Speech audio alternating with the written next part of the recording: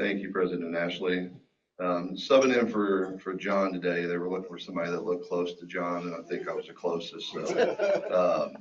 So keep John in your thoughts. He lost his furnace last night, so he's trying to get it fixed. At least it's a little warmer today and tomorrow before Monday. But our speaker today is Stephen Fine. He is the founder and president of the Melanoma Education Foundation. He attended colleges in the Boston area, receiving a doctorate in chemistry from Northeastern University. He then moved to Pennsylvania, completing a year of postdoctoral research at Lehigh University. After 5 years as assistant professor of organic chemistry at Lafayette College in Pennsylvania, he moved back to New England, where he served in technical and management positions in high-tech chemical companies. In 1989, he started a consulting practice in the technology of high-purity chemical manufacturing, concurrently serving for 3 years as a vice president of technology for ACSI, a West Coast manufacturer of semiconductor chemicals. Shortly after his son Dan died of melanoma in 1998 at the age of 26, he found the nonprofit Melanoma Education Foundation, and since 2000 has devoted full time to the foundation. The primary activity of the foundation is educating high school and middle school wellness educators about melanoma and providing them with free online lessons to educate their students about self-detecting melanoma while it's curable. Prior to the COVID-19 pandemic, over 1,700 schools in all 50 U.S. states and Canada were using the lessons, resulting in saved lives of students, teachers, and their loved ones. So please welcome Steve Fine.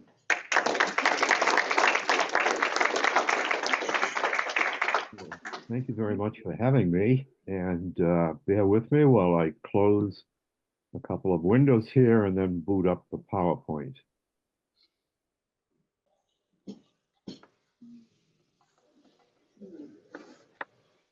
Okay, so this is about finding melanoma at an early stage while it's easy to cure and what you can do to reduce the risk of getting it in the first place.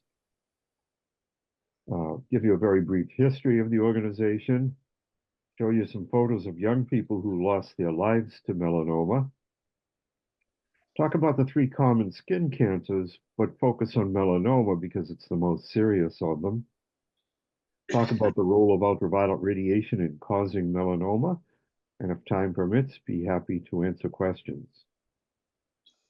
So the Melanoma Education Foundation is a 501c3 nonprofit. We incorporated officially in the year 2000, but began outreach about a year before then. Our focus has steadfastly been early self-detection and prevention of melanoma. You've already heard about our school program, and so I'm not going to spend any time on that. But more recently, in mid-2022, we began reaching out to Rotary clubs in an attempt to reach an older population.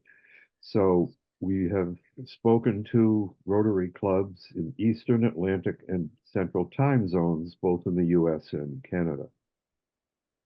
These are photos of young people who lost their lives to melanoma. They vary in age from 11 years old to 36 years old.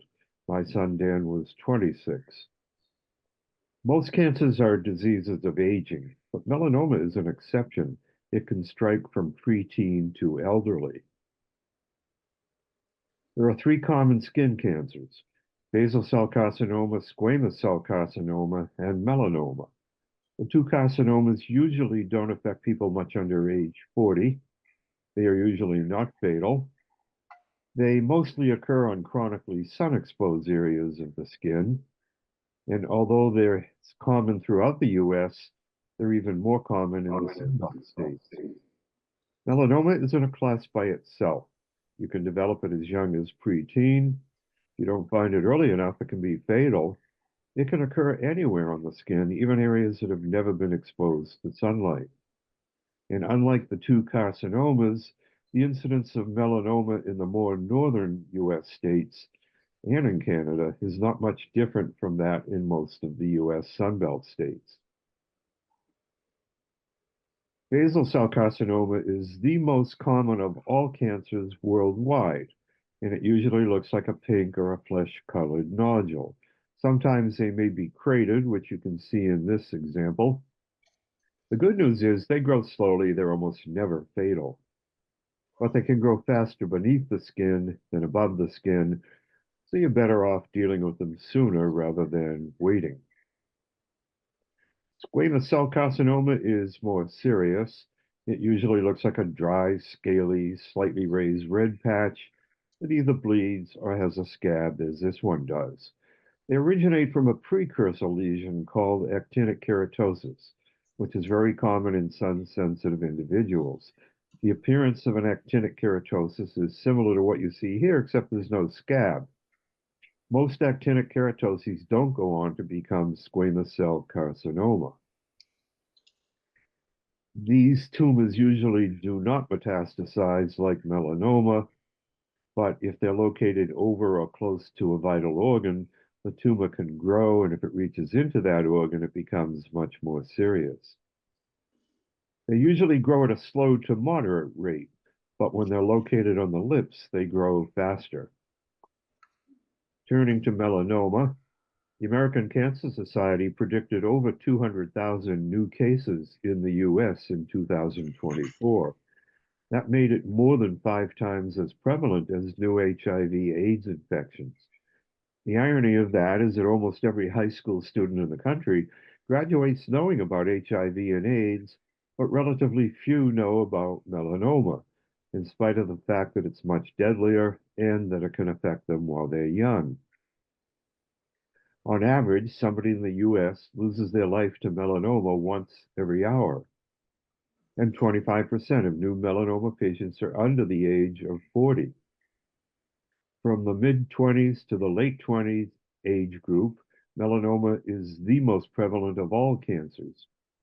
And in women under 39, it's second only to breast cancer. The more bad news about it, the vulnerability begins early in life. It doesn't peak like some of the childhood cancers. It continues to increase throughout your life, and the average onset age is 65 years. It can strike no matter how good your health or physical condition is, and no matter what your skin color is. Only 10% of new melanomas involve a family history. The other 90% don't. And usually there are no symptoms except the kind you can see until it's too late. Once it gets beyond the skin and into an internal organ, it's often not curable. Well, with all those dire features, there are two big redeeming features. First, it's the easiest of all cancers for you to find by yourself at an early stage. And if you find it early, it's all but guaranteed to be curable. Cure usually means going to a dermatologist's office, getting a shot of Novocaine, having a melanoma removed, and that cures you permanently without any need for chemo or radiation. But for that to work, it's essential that you find it early. There are two kinds of risk factors for melanoma, the kind you're born with and can't do much about, and the controllable kind. Among the inherited risk factors, if you have 50 or more moles, if you have any large or irregularly shaped moles, and the more you have, the greater the risk. If you have sun-sensitive skin, or if you have a family or personal history of any kind of skin cancer. Very few of us don't have at least one of those risk factors, and many of us have multiple factors. Among the controllable risks, there are three that stand out. If you've had any blistering sunburns under the age of 20, just one doubles your lifetime risk of melanoma. 3 or more increases your risk by a factor of 5. If you expose skin that's normally covered to strong sunlight, that's a high risk factor. And that's the kind of exposure we get in the more northern states because we're indoors during the cold months of the year protecting our skin. And then late spring and summer, we're out in the sun exposing that skin to strong ultraviolet radiation.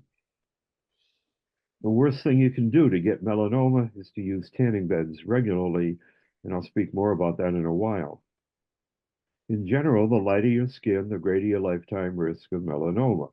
It's highest in the white population, about 1 in 38, lowest in the black population, about 1 in 1,000. But anyone can get melanoma, no matter what the color of their skin is. Bob Marley was a reggae singer from Jamaica. He died of melanoma when he was 36. It began under the nail of a big toe, and before anyone knew what was happening, it spread to his brain. He died of melanoma tumors on his brain. More recently, Dr. Matori, who was a breast cancer surgeon at Brigham and Women's Hospital in Boston, lost her life to melanoma at age 48. It began on her scalp, and it was hidden by her hair until it was too late. About 30% of new melanomas develop from a pre-existing mole. Most of the other 70% develop from clear skin. There are two kinds of moles, normal and atypical. Normal moles like these have sharp borders with the surrounding skin. They have uniform pigmentation, and they're less than a quarter of an inch in diameter. The one on the left is flat, the one on the right is raised. Atypical moles like these usually look different from normal moles. Flat atypical moles may exhibit an irregular shape, fuzzy borders, or non-uniform shades. Raised atypical moles like this one often show a fried egg surface, looks like a little yolk surrounded by a flat, fuzzy area. And most atypical moles are more than a quarter of an inch in diameter. Some more information about moles. The chance of melanoma developing from a normal mole is very small, less than 1 in 3,000. Much higher from an atypical mole, about 1 in 100. Also more likely to develop from a flat or slightly raised mole than from a fully raised mole that you've had for a long time. Moles with hair growing from them are no more likely to develop melanoma than similar moles without hair. What you see in this slide is a simulated progression of an atypical mole into a melanoma. And you can see changes happening during the progression. Change is the key warning sign that a growth on your skin may be a melanoma or other kind of skin cancer. The three most common changes are an increase in size, a change in color, a change in shape. And you can see all three of those changes happening during this progression. The change can also be in the surface of the growth, the way it feels to the touch. And the most dangerous change is when there's an increase in thickness anywhere within a growth on your skin. A new molar growth that shows up out of the blue wasn't there 2 weeks ago and seems to be growing. That's especially true if you don't have many moles or if the new one looks different from those you do have. What you don't want to do is wait for the non-visual warning signs like bleeding or ulceration or itching, because then you may be compromising your chance of survival. There are two major kinds of melanoma. They're called radial and nodular. Radial melanomas grow two-dimensionally at the surface of the skin at first. They typically look unusual or ugly, and because of that, they're very easy to self-detect. In adults, about 80% of new melanomas are radial.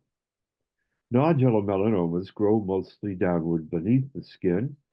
They often look innocent, and for that reason, they're more difficult to self-detect. In younger people, about half of new melanomas are nodular. These are 4 photos of radial melanomas. As I mentioned, their growth is two-dimensional at first. They usually show 2 or more warning signs called the ABCD signs. A is asymmetry, and it means if you draw an imaginary line through the center of any of these, one half will not be a mirror image reflection of the other half. B is border. The borders of radial melanomas are often irregular or notched. You see that in all 4 of those photos. The colors may be multiple. You can see that here and here. You may see multiple shades, which is apparent in this one. And the diameters of radial melanomas are usually greater than a quarter of an inch, even in the early stages. Now, most melanomas, if allowed to continue growing, will eventually enter a very dangerous phase called the vertical invasive growth phase. That's when the clock starts ticking rapidly on survival. And what you're looking at here are the surfaces of three different vertically growing melanomas. All right. Fortunately, that growth beneath the surface where you can't see it is almost always accompanied by changes above the surface. In this early stage example, you see two little dark bumps. This one is early enough, so it's probably curable. Here you see a distinct brown nodule. This one is intermediate stage. Time will tell whether it's curable. And when you see a nodule that large above the surface of the skin, it means there's been extensive penetration beneath the surface. That one was a late stage and was fatal. What varies is the time that it takes for that dangerous growth phase to begin, and that depends on the kind of melanoma. For radial melanomas, you generally have between 6 and 12 months from the time it first becomes visible on the skin until it reaches the point of no return. With nodular melanomas, the time can be as short as 3 months. Radial melanomas start in the thin outer layer of the skin, the epidermis, and when they're confined to that layer, they are 100% curable in a short outpatient visit. When they reach the border between the epidermis and the thicker underlying dermis at about 1 millimeter, they're still very highly curable, usually in a short outpatient visit. As the tumor grows and it reaches the midpoint of the dermis at about 2 millimeters, the prognosis becomes somewhat less certain. And when it reaches the deep layers of the dermis at 3 or 4 millimeters, the prognosis is not favorable. There are two reasons for that. First, as the tumor grows, it reaches a size where it begins to shed off malignant cells around it. And as it gets deeper into the dermis, there are more and more blood vessels and lymph vessels nearby that can pick up some of those cells and carry them anywhere in the body. These are 4 photos of nodular melanomas. The first 2 are early stage, probably curable. The third one was a flesh-colored oval-shaped melanoma on an earlobe. It was about 2 millimeters thick, so time will tell whether it's curable. The fourth one was a large nodule on the ankle of a 12-year-old boy, and unfortunately, it was fatal. Nodular melanomas usually don't show any of the ABCD warning signs. They usually start from clear skin. They often look innocent, and you may have as little as 3 months to act from the time they first become visible on the skin. They have a different set of warning signs called the EFG signs, and all 3 of them have to be there to indicate a possible nodular melanoma. If only 1 or 2 of those signs are present, it's very unlikely that what you're seeing is a nodular melanoma. E is elevated. It has to be partly or completely elevated above the surface of the skin. It has to be firm to the touch. If it's flabby, it's likely a harmless skin tag. And it has to be growing for at least 2 weeks. Some growths, like a zit, for example, may show up suddenly on your skin, grow for a week or 2, and then stop growing. But nodular melanomas are out of control cancers, and once they start growing, they don't stop. About 5 to 10% of new melanomas are never found on the skin at all. They're only found after there's been an internal symptom. And most of those are caused by a process called surface regression, in which your immune system is able to destroy melanoma cells at the skin surface, but not always before malignant cells have been released beneath the surface. And what this photo shows is a partly regressed melanoma. The 3 dark areas are where melanoma remains, here, here, and here. In the middle, the melanoma has been cured, and it looks like normal skin in that area. It's very rare for a melanoma to actually originate internally, less than 0.2%. Now that you know what melanoma looks like, I'm going to give you a short quiz. 3 of the growths you see in this slide were melanomas, and 3 were benign skin growths. If you have a pen, in the next several seconds, just jot down the numbers of the ones you think were melanomas. If you don't have a pen, make a mental note. And while you're thinking, I'm going to play a tune that I hijacked from Jeopardy.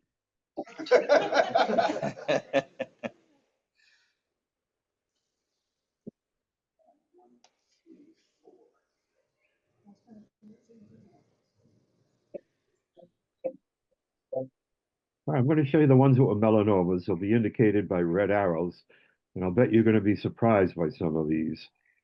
So numbers 3, 6, and 4 were melanoma. 1, 2, and 5 were benign skin growths. Well, the only one of those three that really looks like a melanoma is number 3. It's large, it has an irregular shape, and it has uneven pigmentation. 6 and 4 look more like benign growths than they do like melanomas. Well, don't feel badly if you miss some of these.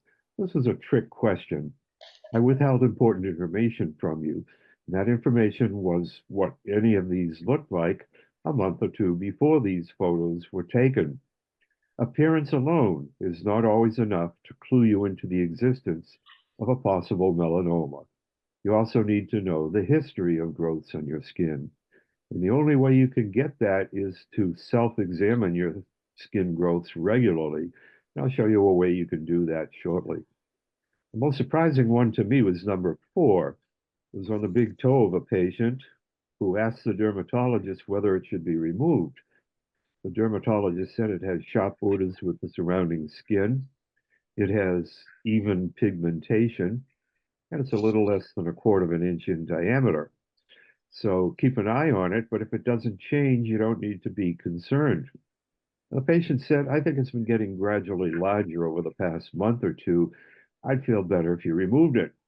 So the dermatologist removed it, and a week later, the pathology report came back, and sure enough, it was an early melanoma. And that brings up another very important point, which is that you need to be your own advocate. If you have a growth on your skin that you're concerned about or suspicious of, never allow anyone or anything to prevent you from having it removed. We have a saying, when in doubt, have it out. And I don't know anyone who ever regretted following that advice, but I know a few people or their next of kin who regretted not following it. So where does melanoma occur on the skin? Well, unlike the two carcinomas, it can occur anywhere, and about 30% of new melanomas show up in places that have never been exposed to sunlight. In white males, the back is the most common location for new melanomas. In white females, it's the backs of the lower legs. And those are areas that tend to get relatively little exposure during the cold months of the year, much heavier exposure in the late spring and summer. With darker skin populations, the most common location for melanomas are the feet and to a lesser extent the hands. That kind of melanoma also affects the white population, but it is not caused by sun exposure. So how do you check your skin to see if you have something suspicious that needs further examination? Once you get the hang of it, it's not terribly difficult. It takes about 10 to 12 minutes to do a complete self head to toes exam. You need 2 mirrors, a large wall mirror in a well-lighted room like your bedroom or your bathroom, and a hand mirror that has a long handle. And you start by holding that hand mirror partly behind your head and neck. You move it very slowly, partly behind your back and then your lower body. You do the same thing on both sides of your body. And while you're moving the hand mirror, you look into the wall mirror to see what's being reflected from it.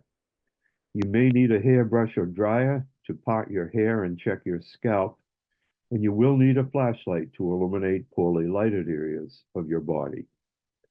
The name of the game is be thorough. There isn't a single square inch on your body where a melanoma cannot develop. If you have a difficult time checking your back or scalp, get a family member, a partner, or a close friend to help out. It's especially important to check your scalp. And if you have a lot of hair, that can be a nuisance. So I got rid of mine. The good news is you only need to do this 10-minute check once each month.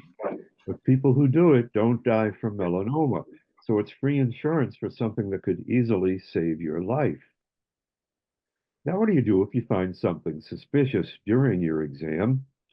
Well, you want to get to a dermatologist or a plastic surgeon, depending upon where it's located. You want to get there as quickly as you can. If your insurance requires you to see a primary care doctor first, make sure you insist on a referral to a dermatologist. That's because most U.S. primary care doctors have little or no dermatology training in medical school. Right now, you probably know more about early self-detection of melanoma than 90% of US primary care doctors. Dermatologists are often booked up months in advance. If the receptionist tells you they can't get you in for a few months, make sure you let them know if you have a growth that looks like a melanoma. And we have tons of photos on our website at skincheck.org. If you have a growth that's been changing noticeably for more than 2 weeks, or if you have a close family history of melanoma. If the receptionist knows one or more of those 3 points, they'll usually do their best to get you in more quickly. Now that you know what melanoma is and how to recognize it, I'd like to discuss the role of ultraviolet radiation in causing melanoma. The sun releases a wide spectrum of radiation, and it can be categorized according to energy. On the low energy side of the spectrum is infrared radiation. When you feel the warmth of the sun, it's due to infrared, and that doesn't harm you. When you see the colors around you, it's due to visible radiation, and obviously that doesn't harm you either.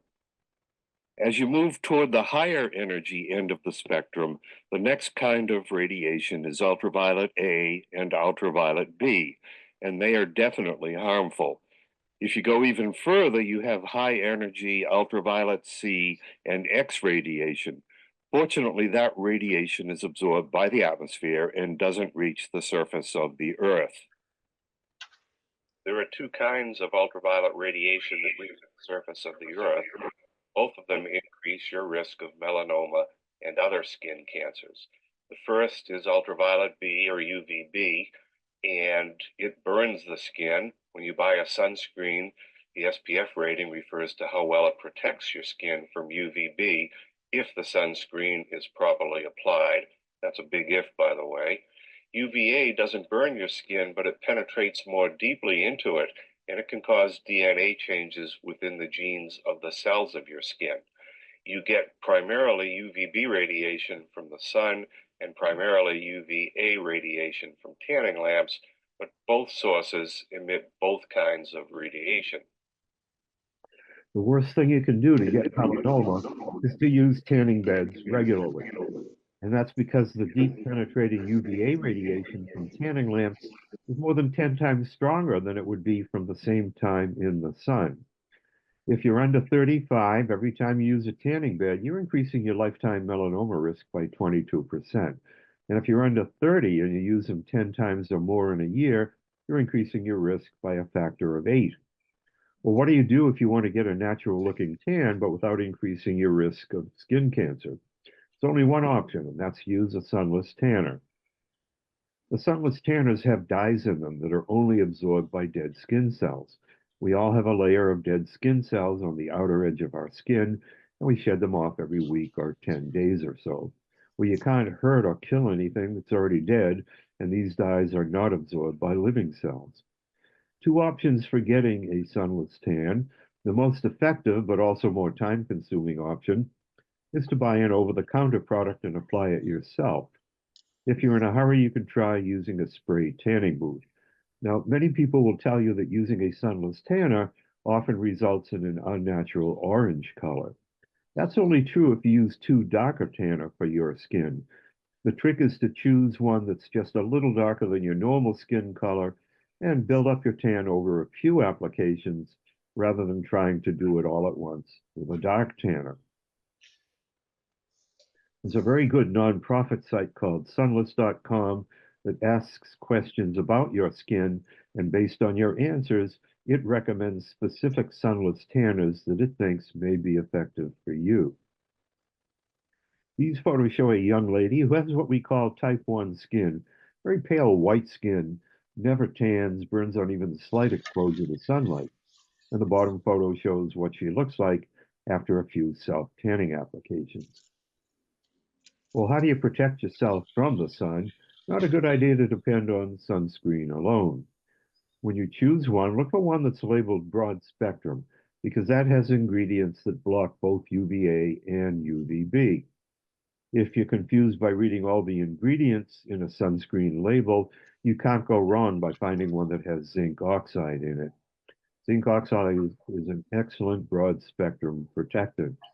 And these days they use micronized zinc oxide, which is invisible. It's not like the old white zinc oxide that was used years ago.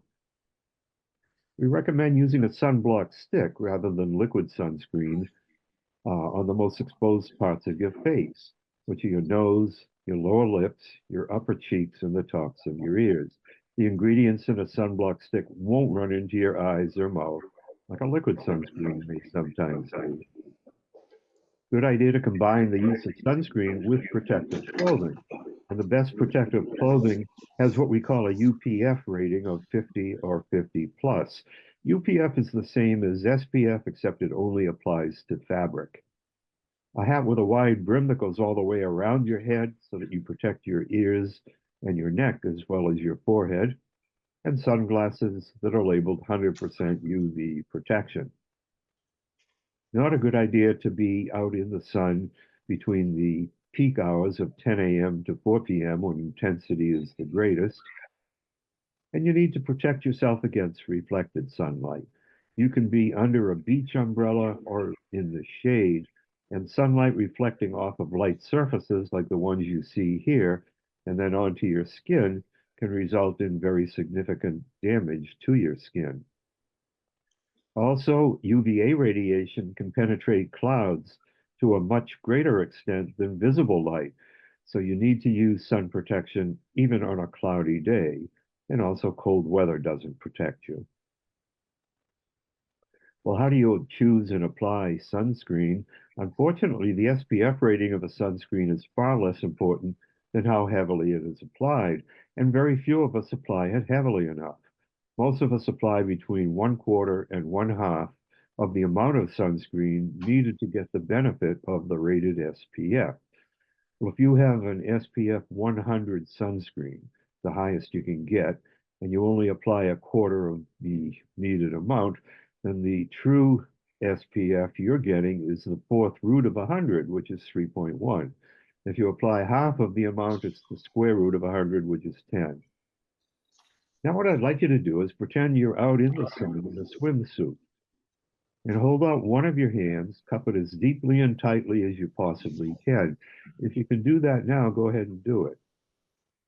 Now pretend you're filling that cupped hand with liquid sunscreen till it's just about to overflow.